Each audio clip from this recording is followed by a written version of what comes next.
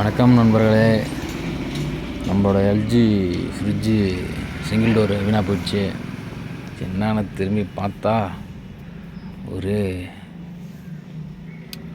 புகையாக வருது. அதுக்கப்புறமா அந்த கனெக்ஷனை கழட்டி பார்த்தா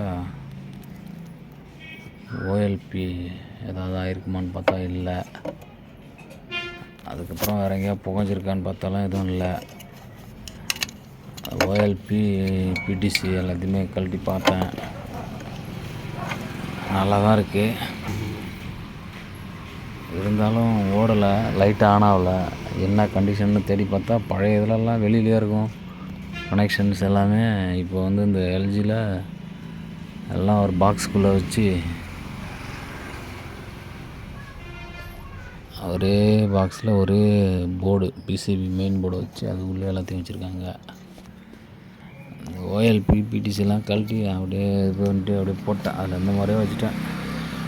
அதை எதுவும் டிஸ்டர்ப் பண்ணிக்கல. அதுக்கப்புறம் கம்ப்ரஸர்லாம் நல்ல கம்ப்ரஸர் தான், எல்லாமே நல்லா இருந்துச்சு. அதோட அந்த இதெல்லாம் கழட்டிட்டு பார்த்துட்டு சும்மா தொடச்சிட்டு அப்படியே போட்டு விட்டேன். திரும்ப அந்த பாக்ஸை கழட்டி உள்ளே பார்த்தா புகைஞ்சிருக்கு பாருங்கள், தெரியுது பாருங்கள். கெப்பாசிட்ரு சின்ன சின்ன கெப்பாசிட்டர்லாம் எல்லாம் புகைஞ்சி போச்சு.